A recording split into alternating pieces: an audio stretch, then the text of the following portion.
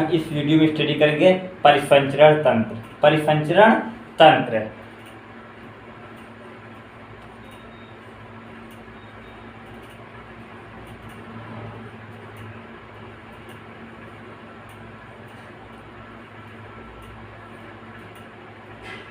इसे कहते हैं हम सर्कुलेटरी सिस्टम।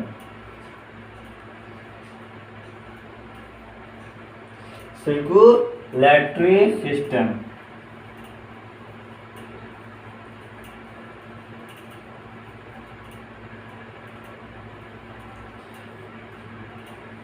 फ्रेंड्स, हम इस वीडियो में स्टडी करेंगे परिसंचरण तंत्र का, सर्कुलेटरी सिस्टम का। तो हम जानें हमारे शरीर में किस प्रकार से पचे हुए भोज्य पदार्थ और ऑक्सीजन का परिवहन होता है। तो परिसंचरण तंत्र में हम देखेंगे कि किस प्रकार से भोज्य पदार्थों का और ऑक्सीजन का, कार्बन डाइऑक्साइड का और अमोनिया गैस, अमोनिया का किस प्रकार से परिवहन होता है। तो हम सबसे पहले देखते हैं, हम समझते हैं बात एक एग्जाम्पल लेकर के, उदाहरण के साथ।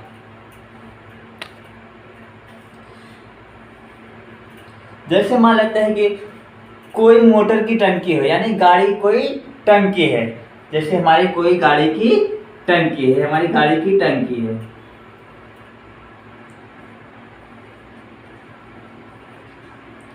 इसमें हम कितना भी तेल डाल दें या पेट्रोल भर दें, इसमें हम कितना भी पेट्रोल भर दें और इंजन दूर हो, इंजन यहाँ पर है हमारा, मान लेते हमारा इंजन है, हम गाड़ी की टंकी में या मोटर की टंकी में कितना भी पेट्रोल भर दें और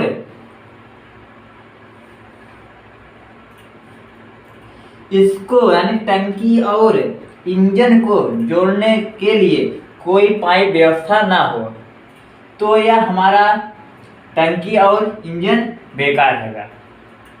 यानी टंकी और इंजन को जोड़ने वाली कोई पाइपलाइन व्यवस्था ना हो, ये ना हो तो क्या होगा, इस पेट्रोल का कोई महत्व नहीं होगा। उसी प्रकार से जंतु शरीर में भी, किसमें, जंतु शरीर में भी, जंतु बॉडी में, जंतु शरीर में भी आहार नाल में भोजन को पचाने एवं श्वसनांगों में भोजन को पचाने, यानी आहार नाल में आए हुए भोजन को पचाने और श्वसनांगों में यानी फेफड़े में वातावरण की वायु से ऑक्सीजन, वायु में क्या होगी, ऑक्सीजन होगी ना, यानी कि वातावरण से आए हुए श्वसनांगों में ऑक्सीजन ग्रहण करने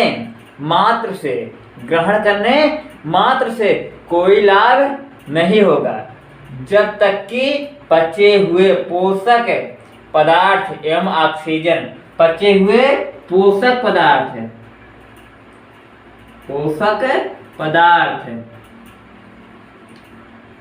और ऑक्सीजन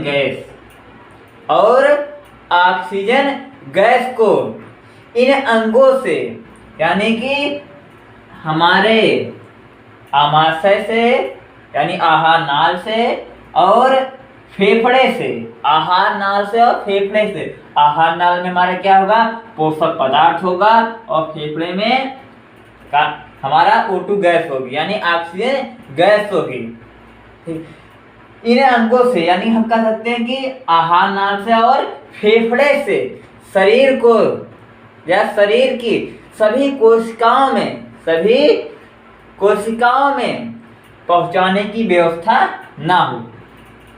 एग्जाम्पल क्या बताए, यदि हमारी टंकी हो कोई मोटर की और कोई इंजन हो, इसमें कितना भी पेट्रोल डाल दे तब तक यह कार्य नहीं करेगा जब तक कि टंकी और इंजन को जोड़ने वाली पाइपलाइन व्यवस्था ना हो। उसी प्रकार से प्रत्येक जीवों में भी आहार नाल में कितना भी पचा हुआ भोज्य पदार्थ रखा हो और वातावरण से कितना भी ऑक्सीजन आया गैस आई हो, वह तब तक हमारे उपयोग में नहीं होगी जब तक पोषक पदार्थों और ऑक्सीजन को इन अंगों से कोशिकाओं तक पहुंचाया न जाए, तब तक कोई लाभ नहीं होगा।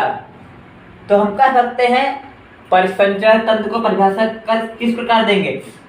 जंतु शरीर में, देखते हैं इसको परिभाषा देखते हैं इसके बाद। जंतु शरीर में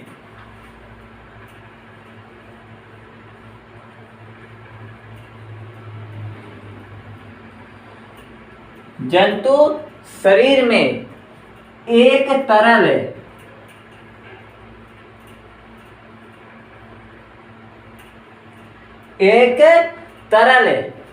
के माध्यम से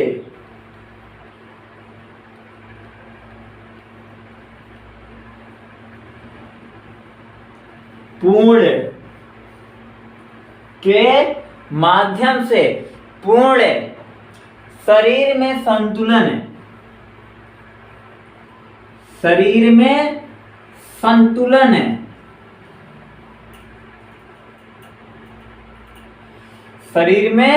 संतुलन बनाए रखने हेतु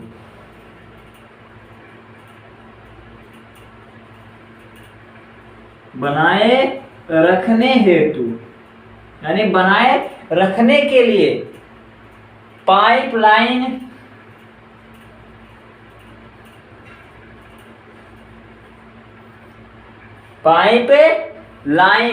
कह सकते हैं पाइपलाइनों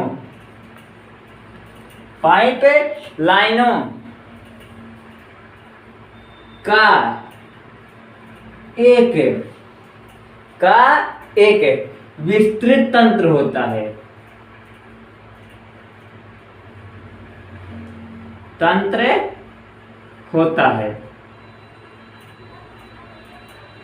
विस्तृत तंत्र होता है जिसे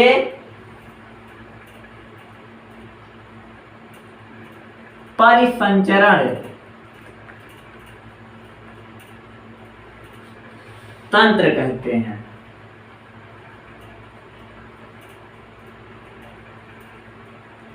क्या बताया गया? जंतु शरीर में एक तरल के माध्यम से पूर्ण यानी संपूर्ण शरीर में संतुलन बनाए रखने हेतु पाइपलाइनों का एक विस्तृत तंत्र होता है जिसे परिसंचरण तंत्र कहते हैं। क्या बताया गया? स्पष्ट बात है कि जंतु शरीर में एक तरल यानी कि जिसमें बहने का गुण हो उसे तरल कहते हैं। एक तरल के माध्यम से यानी कि तरल के माध्यम से या तरल के द्वारा ले जाने वाली तरल के माध्यम से पूर्ण शरीर या संपूर्ण शरीर ऑल बॉडी में संतुलन को बनाए रखने के लिए पाइपलाइनों का एक विस्तृत तंत्र होता है जिसे हम परिसंचरण तंत्र कहते हैं, सर्कुलेटरी सिस्टम कहते हैं। बात समझ आई? जंतु शरीर में एक तरल के माध्यम से संपूर्ण शरीर में संतुलन बनाए रखने हेतु पाइपलाइनों का एक जटिल या विस्तृत तंत्र होता है, सिस्टम होता है जिसे हम परिसंचरण तंत्र कहते हैं। संघ एनीलिडा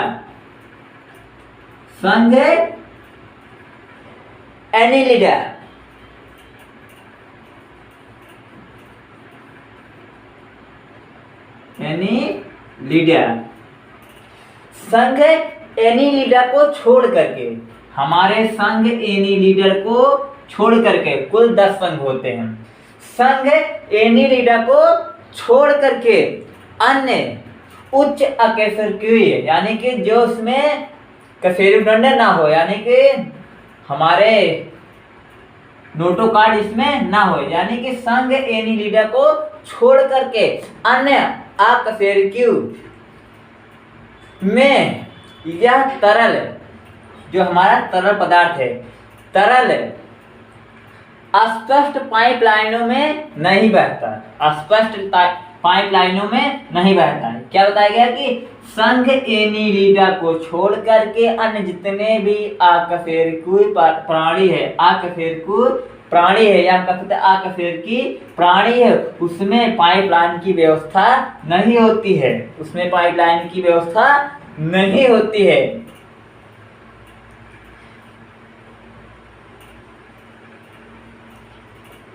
जिसमें छोटी या बड़ी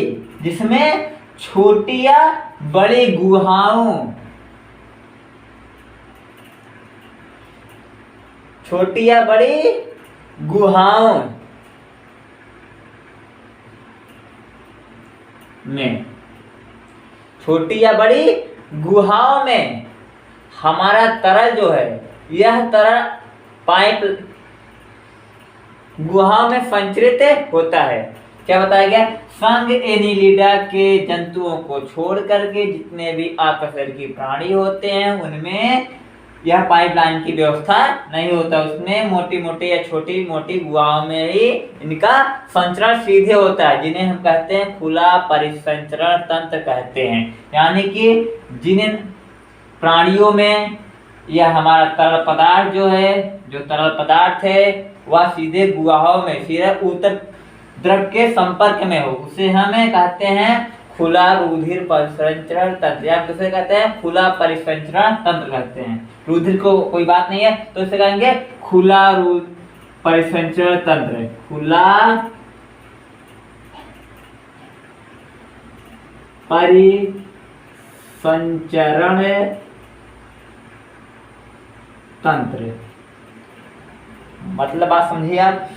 बताइए संघ एनीलिडा, यानी संघ एनीलिडा को छोड़ करके हमारे कितने संघ हैं? 10 हैं। तो उसमें संघ एनीलिडा को छोड़ करके जितने भी हमारे आकशेरुकी प्राणी है उनमें गुहाओं में, सीधे गुहाओं में यह तरल पदार्थ बहता है, जिसे हम कहते हैं खुला परिसंचरण तंत्र कहते हैं। इसे हम खुला परिसंचरण तंत्र कहते हैं।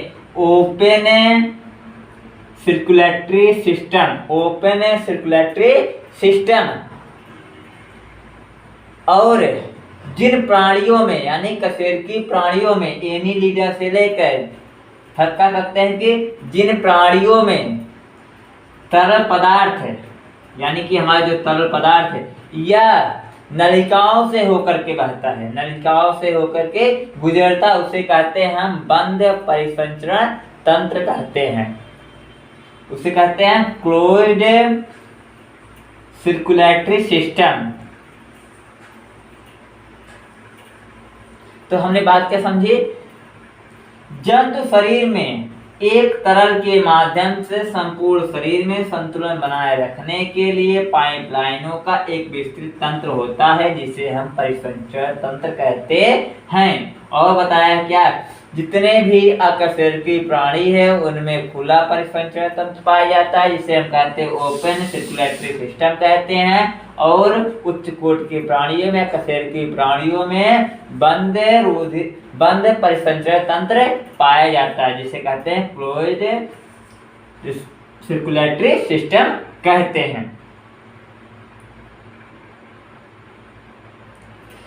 शरीर एवं रासायनिक आदान प्रदान, यानी केमिकल एक्सचेंजेज शरीर एवं बॉडी एवं शरीर एवं वातावरण के बीच, शरीर एवं वातावरण के बीच तथा शरीर के विभिन्न ऊतकों, शरीर एवं वातावरण, शरीर एवं वातावरण के बीच तथा शरीर के विभिन्न ऊतकों, यानी कि बॉडी में जितने ऊतक है, शरीर के विभिन्न ऊतकों के बीच पदार्थों का नियंत्रण, यानी लगातार पदार्थों का निरंतर, यानी लगातार रासायनिक आदान प्रदान, रासायनिक रूप से उनका आदान और प्रदान होता है, परिसंचरण तंत्र के माध्यम से ही होता है। शरीर एवं वातावरण और साथ ही साथ शरीर के विभिन्न ऊतकों में रासायनिक पदार्थों का परिवहन परिसंचरण के द्वारा ही होता है। इस प्रकार पाचन तंत्र से, पाचन तंत्र से, पाचन तंत्र से पचे हुए, पाचन तंत्र से पचे हुए पोषक पदार्थों, पाचन तंत्र से पचे हुए यानी कि हमारे आहार नाल में पचा हुआ पोषक पदार्थ जो हमने भोजन किया हुआ है, हम क्या कहते हैं, पाचन तंत्र से पचे हुए पोषक पदार्थों श्वसनांगों से यानी कि फेफड़ों से ऑक्सीजन तथा अंतःस्रावी ग्रंथियों से, अंतःस्रावी ग्रंथियों से हार्मोन को शरीर कोशिकाओं में वितरित करने के लिए यानी कि ले जाने के लिए तथा कोशिकाओं से कार्बन डाइऑक्साइड, क्या बताया गया, हमारे आहार नाल से यानी कि पाचन तंत्र से, और पाचन तंत्र में क्या होगा, पचा हुआ भोज्य पदार्थ, और श्वसनांगों से मतलब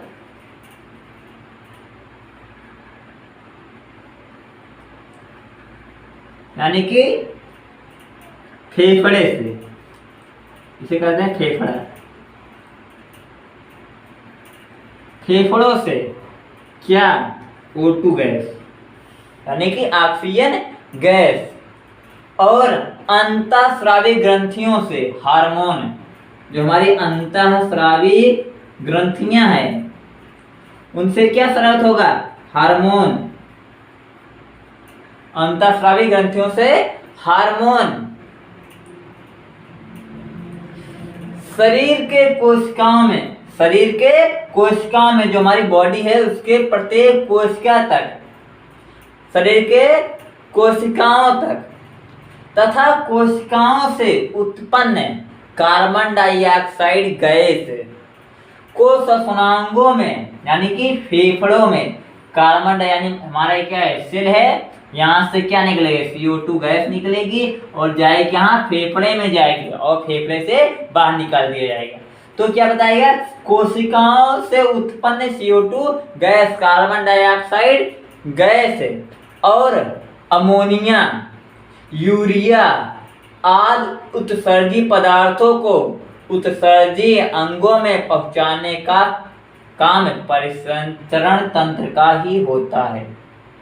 यानी परिसंचरण तंत्र के माध्यम से ही आहार नाल से पचा हुआ भोज्य पदार्थ श्वसनांगों से O2 गैस, कोशिकाओं से उत्पन्न CO2 गैस और अंतःस्रावी ग्रंथियों से हार्मोन, अमोनिया हो गया, हमारा यूरिया हो गया, इसका सब आदान प्रदान कौन करता है, परिसंचरण के द्वारा ही होता है। परिसंचरण तंत्र के द्वारा ही यह कार्य संपन्न किए जाते हैं।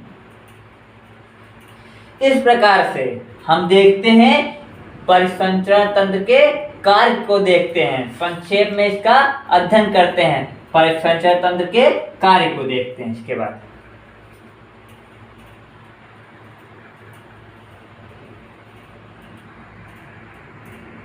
हम देखते हैं परिसंचरण तंत्र के कार्य।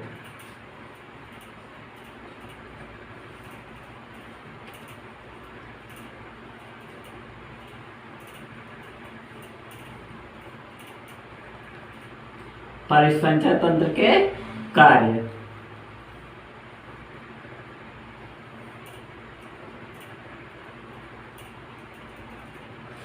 पहला कार्य हमारा क्या है, पहला कार्य हमारा यह है परिसंचरण तंत्र के माध्यम से, परिसंचरण तंत्र के माध्यम से ही हमारे शरीर को यानी हमारे शरीर के प्रत्येक कोशिका को भोजन पदार्थ या भोज्य पदार्थ और oxygen gas, carbon dioxide gas प्रत्येक कोशिका यानी हम क्या कहते हैं, भोज्य पदार्थों को हमारा परिसंचरण तंत्र यानी परिसंचरण तंत्र के माध्यम से ही भोज्य पदार्थ जो है प्रत्येक कोशिका तक पहुंचाया जाता है।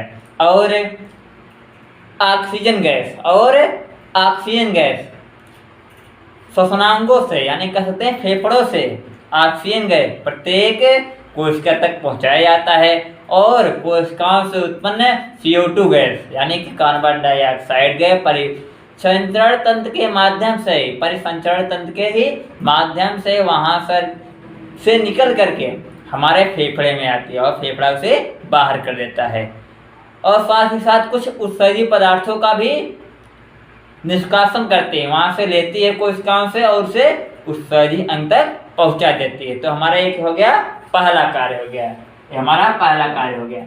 यानी भोज्य पदार्थों का परिवहन करती है और ऑक्सीजन का परिवहन करती है, कार्बन डाइऑक्साइड को कोशिका से फेफड़े तक लाती है और अन्य विषैले पदार्थों का भी परिवहन करती है। साथ ही साथ क्या करती है, जल का परिवहन, लवण का परिवहन, हार्मोन का परिवहन, ये सभी का चीजों का परिवहन करती है।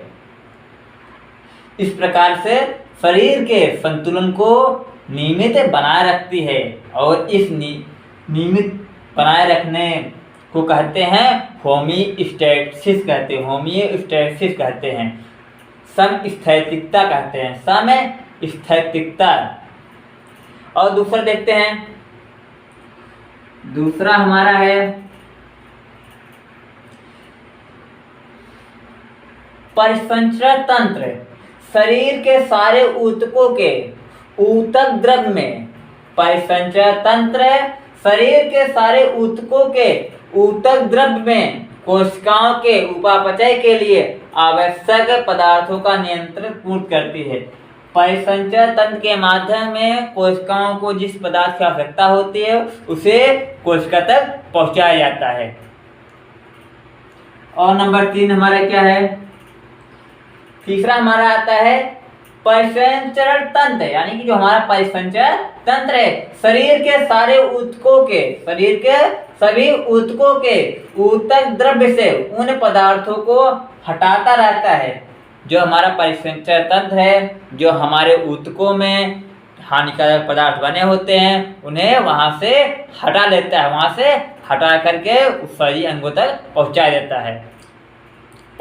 है, जिसके द्वारा कोशिकाएं स्वस्थ रहती हैं। यानी कि परिसंचरण तंत्र के माध्यम से भोज्य पदार्थ पहुंचाया जाता है, ऑक्सीजन गैस पहुंचाई जाती है, कार्बन डाइऑक्साइड कोशिकाओं से फेफड़ों तक पहुंचाया जाता है, हार्मोन का भी परिवहन, जल का परिवहन, लवण का परिवहन, ये सब चीज का परिवहन होता है और आवश्यक पदार्थों का भी परिवहन होता है और कुछ हानिकारक पदार्थों को वहां से कोशिका यानी ऊतक द्रव्य से लेकर के उसे उत्सर्जी अंगों तक पहुंचाया जाता है। उसके बाद देखते हैं चौथा क्या है उसका।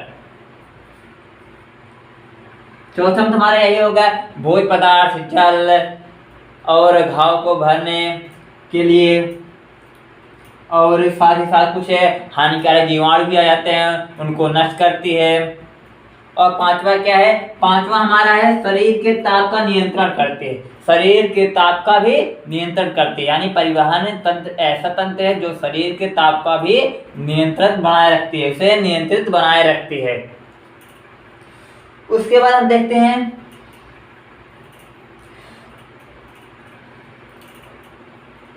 मनुष्य तथा अन्य कशेरुकी प्राणी में यानी वर्टिब्रेट में जितने भी हमारे वर्टिब्रेट थे और मनुष्य यानी मनुष्य और कशेरुकी प्राणियों में परिसंचरण तंत्र के प्रमुख दो तरल होते हैं। हमारे मनुष्य और कशेरुकी प्राणियों में मुख्य रूप से परिसंचरण तंत्र के लिए दो तरल होते हैं, जिसमें से हमारा पहला आता है कौन सा,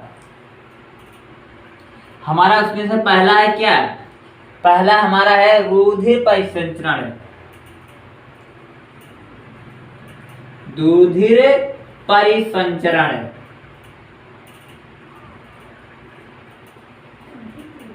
रुधिर परिसंचरण। और दूसरा हमारा होता है लसिका, इसे कहते हैं तंत्र।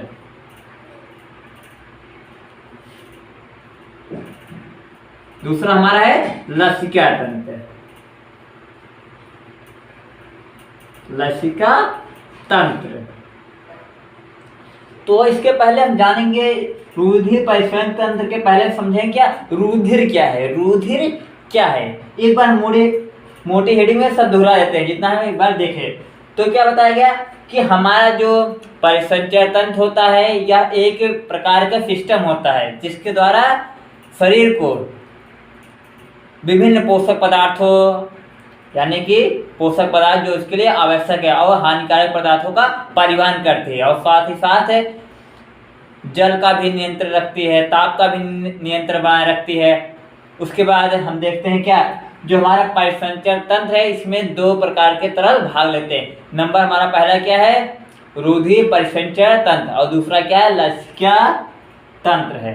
तो हम सबसे पहले देखेंगे इसके पहले रुधिर परिसंचरण तंत्र के पहले क्या देंगे, रुधिर क्या है, रुधिर क्या है, ब्लड क्या है, इसे देंगे क्या, ब्लड, इसे कहते हैं ब्लड, रुधिर, रक्त, लहू, कुछ भी कहो, इसका मतलब क्या होता है, ब्लड ही होता है। तो हम देखेंगे क्या, पहले ब्लड देखेंगे, रुधिर क्या है।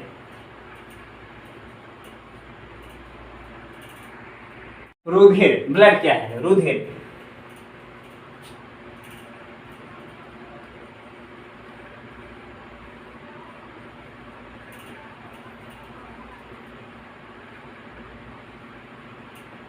हमारा है ब्लड। रुधिर क्या है,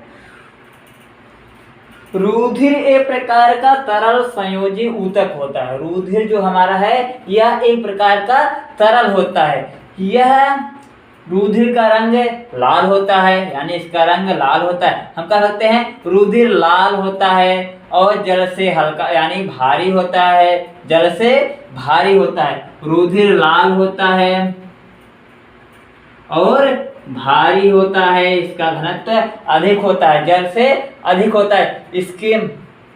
इसका घनत्व जो है होता है 1.04 से लेकर के 1.07 इसका घनत्व है। रुधिर लाल रंग का एक तरल संयोजी ऊतक होता है जो जल से भारी होता है। इसका घनत्व होता है 1.04 से लेकर के 1.07 तक होता है और इसकी श्यानता होती है, यह चिपचिपा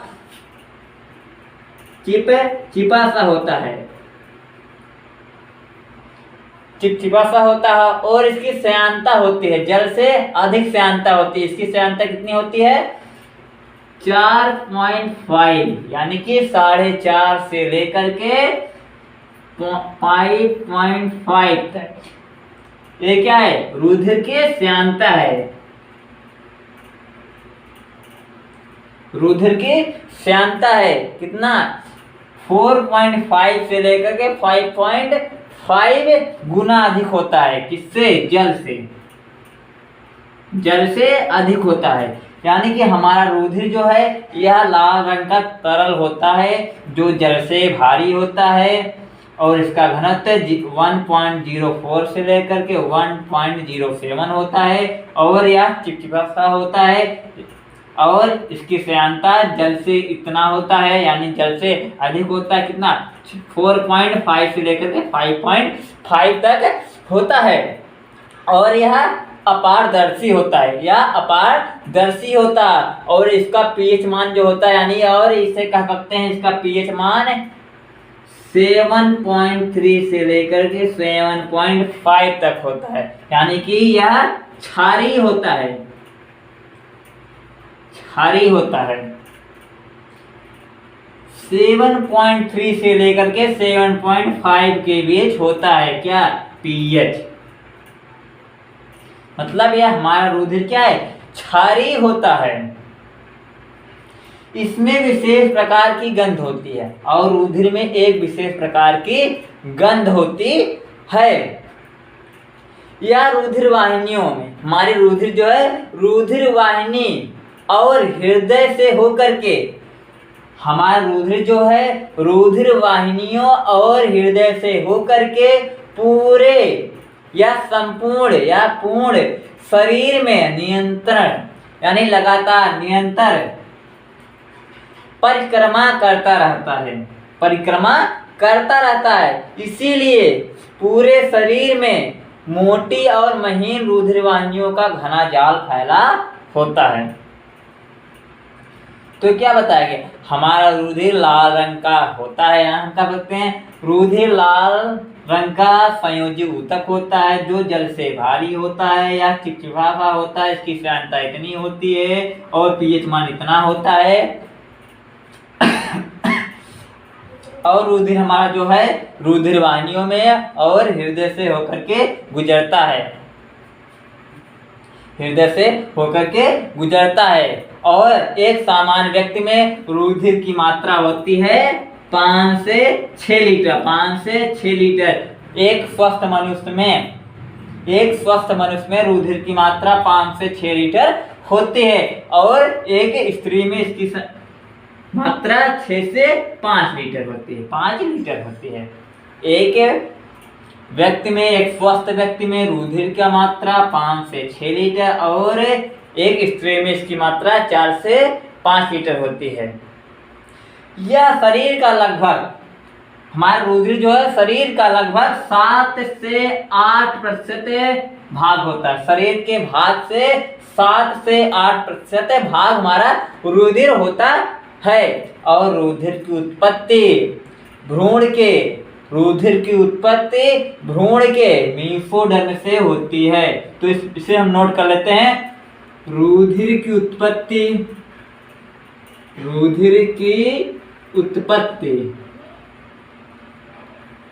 भ्रूण के मीसोडर्म से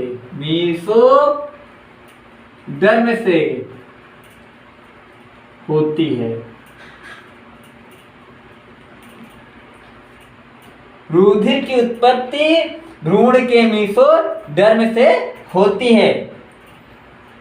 अब देखते हैं रुधिर की संरचना। रुधिर की संरचना,